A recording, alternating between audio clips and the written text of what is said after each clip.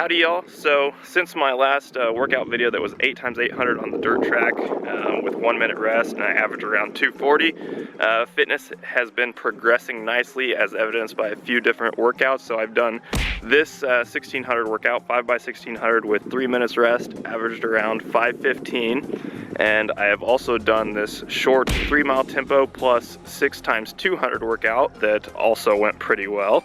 And then most recently this week I did a 10-mile progression run where I progressed and took splits every 2 miles, and that went pretty well as well. So today I'm actually moving away from those more traditional distance runner workouts and doing something that not a lot of distance runners do, and that is hill work in a little bit different format than a typical like hill repeat session where you're doing 400-meter hills or 300-meter hills or something like that. So when I take a step back and take a big picture view of my running over the past 4 years or so, a couple times when it was going very, very well, this type of hill workout was something I was incorporating into my training every other week or so. So the hill work that I'm talking about is like high knees, bounding, and hill sprints. And no one component makes a distance runner complete. So if this is all you did as a distance runner, you wouldn't be a very good distance runner because you need to pair this with all the other types of training like the long run and the lactate threshold work and the VO2 max work and whatnot. But this is something that I think has a pretty positive effect on your running for not much effort. So that's what I'm going to be doing today. So before I get started on the hills, I'm going to go warm up a couple miles and then I'll be back to show you the details on how I execute this workout. Back from my 2 mile warm up, just want to give a quick shout out to my sponsor, Tap Water. Always does a great job keeping me hydrated. So now let's walk over to the hill. So while we're walking over the hill, let's talk about the two components that determine how fast you are. This is the most basic thing to see how fast you are, and that's stride length and stride frequency. So these two things, like let's take stride length for example. You can make such a small difference in your stride length and it can make a big difference in your performance. For example, if you're a 15 flat 5K runner, if you can improve your stride length by ½ an inch without sacrificing any of your stride frequency, that takes roughly 6 seconds off of your 5K. So, you know, something that small, ½ an inch, you wouldn't think it would make that much of a difference, but it does. So I like to think of this workout as really specifically working on those two components. So for these hill workouts, I like to find a hill that's roughly 100 meters in length and just somewhat consistent grade all the way up. It doesn't have to be the steepest hill in the world, but I think steeper is better than more shallow. But here in Southeast Kansas and Pittsburgh, I don't really have anything that great. So my best hill to do this on that I can just easily get to without driving like 25 minutes is about 100 meters long, and it's not very steep, and it's a railroad overpass. So that's the best I've got to work with here, but it still gets the job done. And basically I like to do these high knees and bounding in sets of 2, 3 sets of 2, and I'll do each bout for like 50 meters. So I'll do high knees for 50 meters up the hill. I'll kind of just stop, stand around for a little bit, and then do 50 more meters to the top of the hill. And then I'll just do a real easy jog back down, and then I'll wait around at the bottom again. So it's kind of like harder within the set, and then the first one of each set is a little bit easier, but whatever, that's just the way I like to do it. It's not necessary to do it that way. You can just find a 50-meter hill and be totally fine doing it that way, but that's how I'm gonna do it today. And the rest time that you take, you wanna err on the longer side than the shorter side. A lot of distance running nerds are like very particular, myself included, about how much rest you take and, you know, making sure you're not taking too much rest, but this is one you definitely want to be on the longer side for the rest.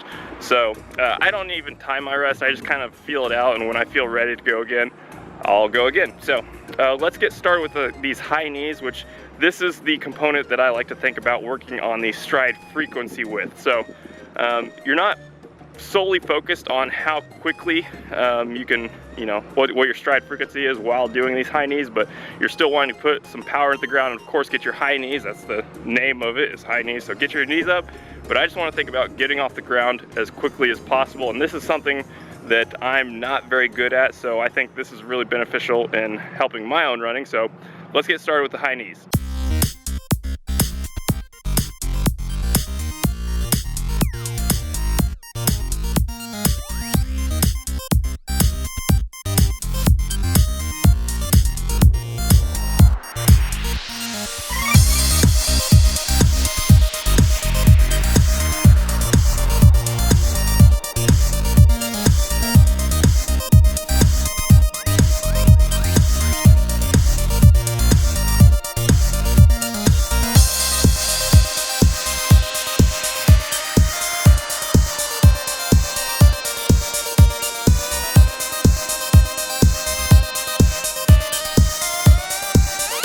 Okay, so next up is the bounding, and I do that in the same format where it's 3 sets of 2 times 50 meters bounding.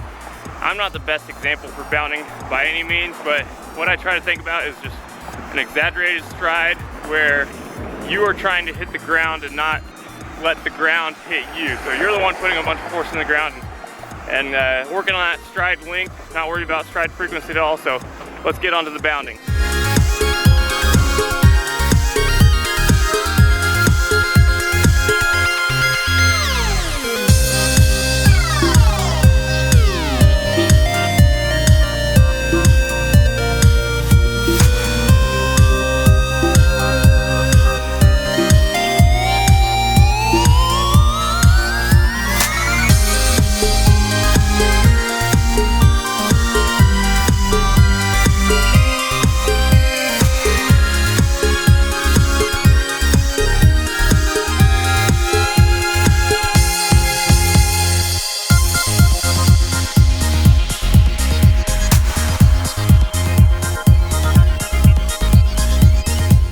So that's it for the bounding, and now it's time for the sprints where we try to combine the 2, stride length and stride frequency.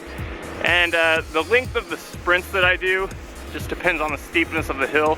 Today I'm going to do 4 times 100 meters. Usually I just try to get about 400 meters worth of sprinting in, and so sometimes that's been 4 times 100, 5 times 80, 6 times 70, just kind of depends on the hill. But for the recovery on this one, I usually just do a really slow walk down the hill, stand at the bottom for a little bit, and then go again. So let's get the sprints going.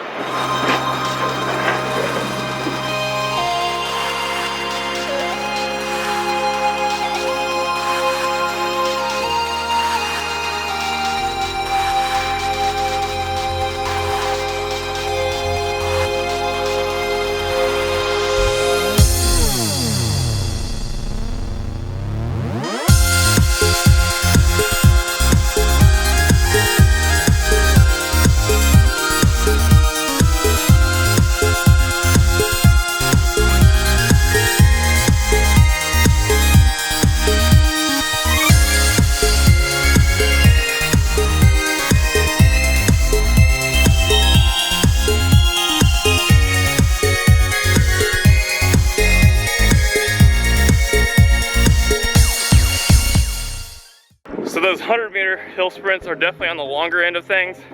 I'd only recommend doing that if you have a pretty shallow hill, but even then it's still pretty difficult. You feel it in everything. You feel it in your arms, your legs, in the last half of the hill. So I typically recommend sticking closer to 70 meters for your hill sprints.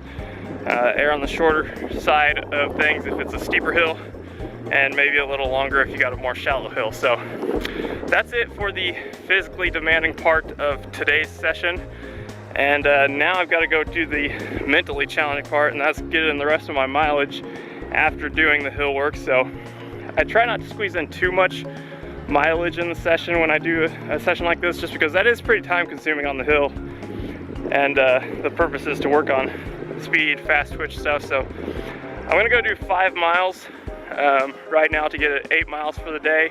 I just consider that a mile of hill work, including the downhill jogs and everything. So 2-mile warm up, 1 mile on the hill, and then 5 miles easy afterwards. Sometimes I do like to go moderate after the hill work if I feel fine, which today I may do that for a couple miles if I feel fine again. So we'll just see how I feel. So I'm gonna go get in my 5 miles and I'll report back when I'm done with that. All right, that does it for the session. Ended up feeling pretty good, so I pressed a little moderate over the course of that 5-mile run.